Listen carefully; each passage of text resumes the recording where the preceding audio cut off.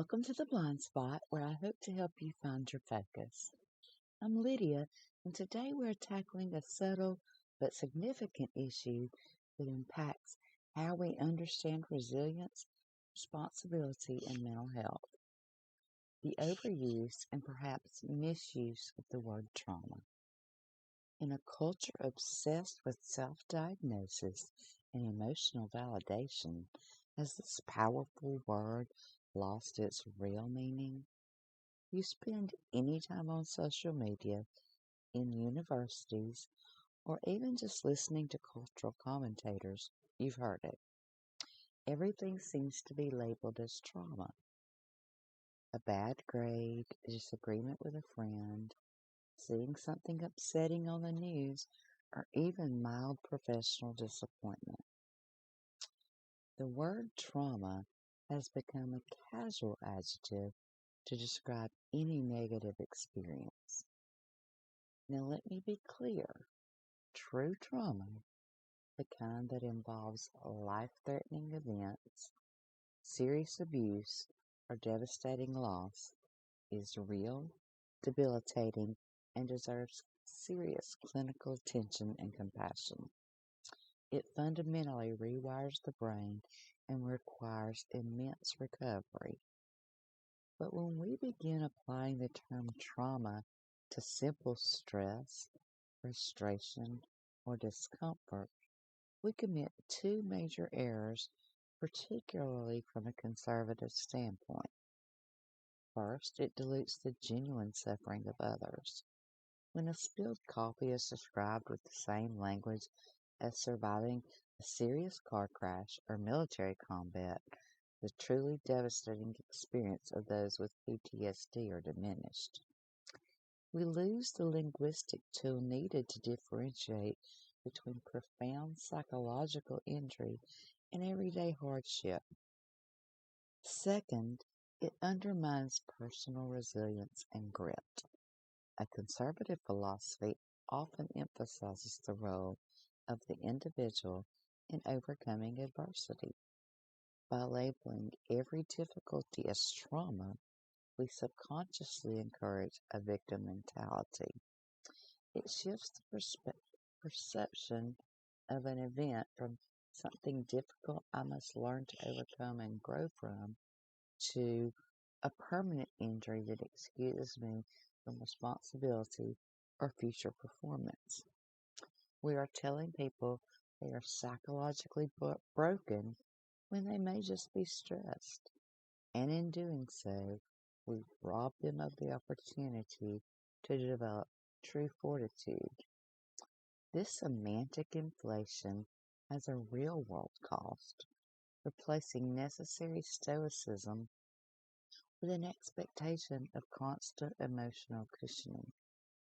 The casual application of the word trauma isn't just a matter of semantics.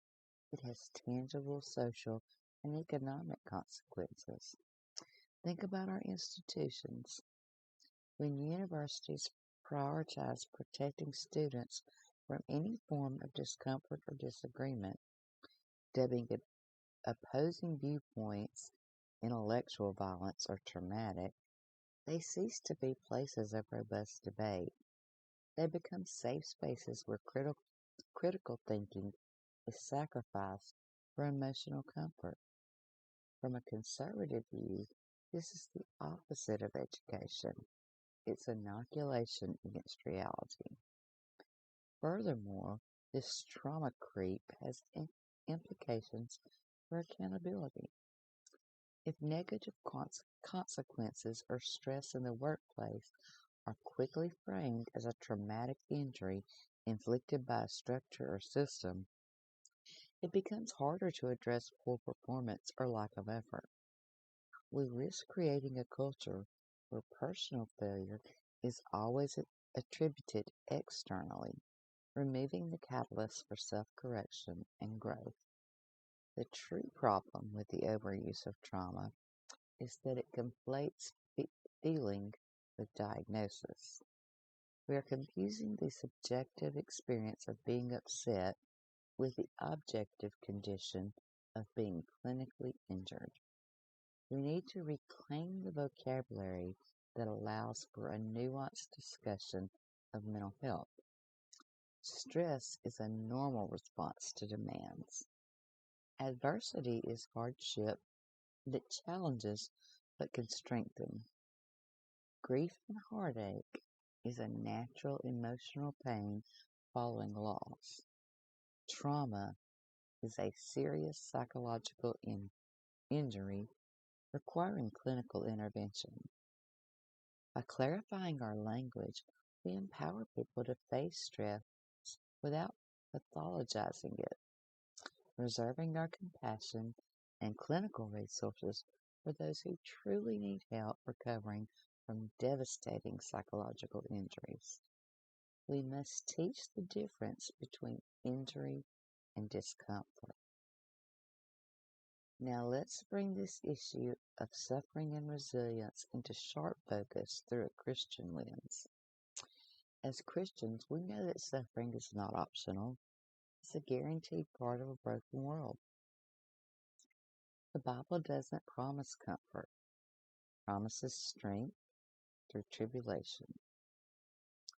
The goal of the Christian life is not the elimination of pain, but sanctification through it.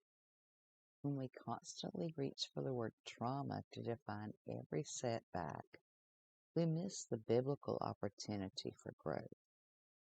Scripture is full of examples of people enduring immense life-altering adversity, loss, persecution, imprisonment, and coming out not broken but transformed. Look at the words of James 1:2-4, which tells us to count it all joy, my brothers, when you meet trials of various kinds, for you know that the testing of your faith produces steadfastness. And let the steadfastness have its full effect, that you may be perfect and complete, lacking in nothing.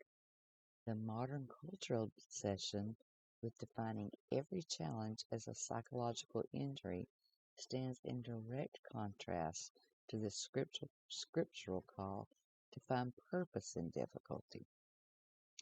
God uses adversity, not just clinical trauma, but common hardship, to forge resilience, deepen character, and draw us closer to Him.